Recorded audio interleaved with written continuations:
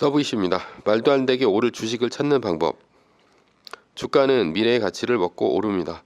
자동차 기업의 시총 1위는 2024년 2월 7일 기준 약 5,890억 달러로 테슬라입니다. 그러나 테슬라는 자동차 판매 대수가 1위가 아니죠. 자동차 판매 대수 1위는 일본의 도요타입니다. 테슬라는 2023년 기준 약 137만 대밖에 못 팔았습니다. 그러나 토요타는 2023년 생산량이 약 1070만 대에 달합니다. 토요타의 시가총액은 약 2,950억 달러입니다. 테슬라가 토요타보다 시가총액에서 2배 많습니다. 테슬라는 토요타의 생산량의 8분의 1에 불과한데도 왜 주가가 비쌀까요? 여러 가지가 있지만 토요타에는 없고 테슬라에는 있는 미래가치, 인공지능, 자율주행, 성장률 등이 있기 때문입니다.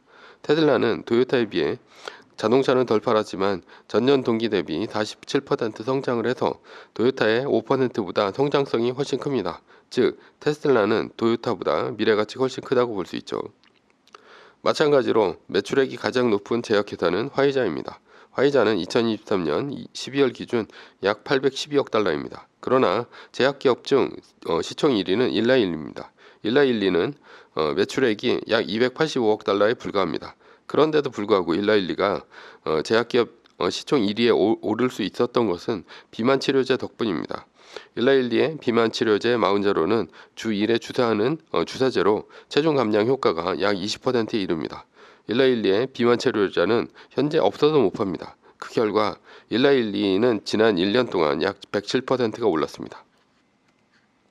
그렇다면 왜 성장성이 높은 주식의 가치가 기존 주식보다 더 터무니없이 높게 형성이 될까요?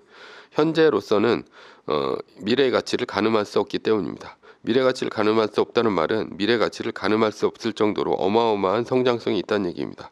그것이 미래 가치를 가늠할 수 없는 조건입니다. 예를 들어 AI, 자율주행 전기차, 비만 치료제와 같은 것이죠. 이들은 세상에 없던 가치를 만들어냈고 그 가치를 산정할 수 없어 주가가 말도 안 되게 높습니다. 테슬라는 자율주행 로봇 택시를 개발하고 있습니다. 자율주행 로봇 택시가 개발되면 내가 차를 쓰지 않을 때 주차장에 있어야 할 자동차가 스스로 택시 영업을 할 수 있습니다.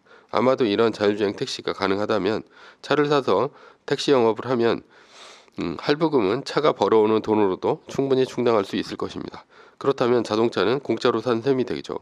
그러니 자동차가 국제라면 나는 산술적으로 그 이상을 벌 때 무한대의 수익률을 걸 수 있습니다. 이러한 계산 방식이 미래의 가치를 가늠할 수 없는 수준입니다.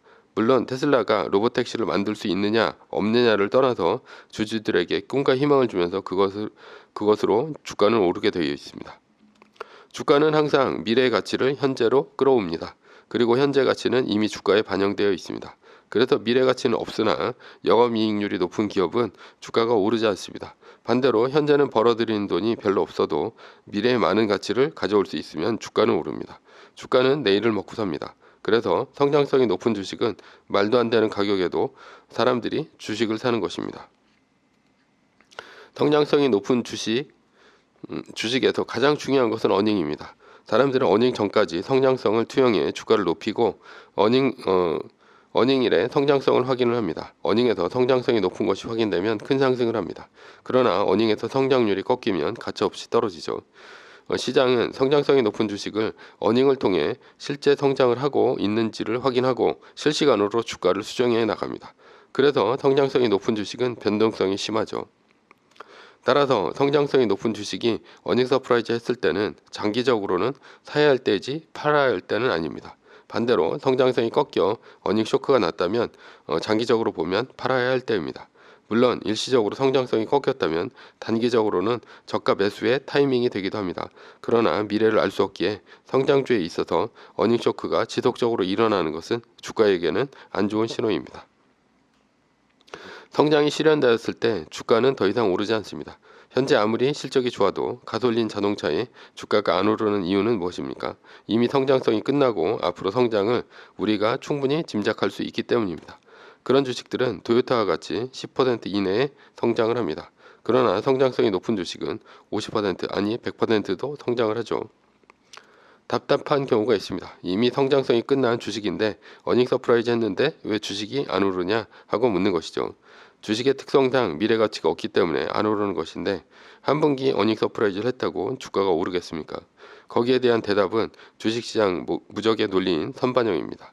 반대로 선반영을 할 수 없을 정도로, 즉 가늠할 수 없을 정도로 성장해야 주가는 오릅니다. 그리고 다음 어닝을 기대하며 또 오르는 것입니다. 그래서 주가가 크게 오르기를 바란다면 이미 성장이 끝난 가치주를 사기보다는 성장주를 사야 합니다. 그렇다면 성장이 끝난 기업이 주가를 올리려면 어떻게 해야 할까요? 성장이 끝난 기업이 하는 일이 신사업에 진출을 하는 것과 배당을 주거나 주식 소각을 하면서 주주환원을 하는 것입니다. 대표적인 기업이 불닭볶음면 챌린지로 전 세계적으로 엄청난 판매량을 기록한 삼양식품입니다. 유튜브에서 불닭볶음면을 먹는 밈이 퍼지면서 메가히트를 기록했죠. 즉 성장이 끝난 기업도 새로 시작한 신사업이 굉장히 잘 되면 주가는 또다시 10배 오를 수 있습니다. 2024년 2월 7일 기준 세계 시총 1등은 마이크로소프트입니다. 마이크로소프트는 오픈 AI와 공동으로 챗 GPT를 통해 인공지능을 개발하고 있습니다. 그래서 애플을 제치고 시총 1등이 되었습니다. 마이크로소프트도 인공지능이라는 성장성 있는 테마로 주가를 올린 경우입니다. 주주환원에 적극적인 기업은 애플이 대표적입니다. 애플은 2012년부터 2023년까지 총 5,720억 달러, 약 870조 원의 자사주를 매입해서 소각을 했습니다. 이는 애플 시가총액의 22%에 달하는 엄청난 규모입니다. 그동안 애플의 주가는 약 12배가 뛰었습니다. 다만 이때 애플은 스마트폰이라는 성장성과 주주환원이라는 것으로 11년간 12배라는 경이적인 수익률을 기록한 것입니다. 성장성이 있는 주식을 찾아 투자합시다. 성장성이 있는 트렌드한 기업은 주가가 빨리 오릅니다. 그러나 성장성이 있는지 우리가 골라내기는 힘듭니다. 삼양식품이 불닭볶음면으로 유튜브에서 메가히트를 칠지 누가 알았겠습니까? 112가 비만 치료제인 마운자로로 대박이 날지 누가 알았겠습니까? 그러나 쉽게 찾는 방법이 있습니다. 세계 1등에 투자하면 됩니다. 세계 1등은 세계에서 가장 혁신적인 기업입니다. 주주 친화적인 기업도 세계 1등입니다. 그러니 우리가 애써 찾지 않아도 됩니다. 성장성이 의심받을 때 주가는 크게 오르내립니다.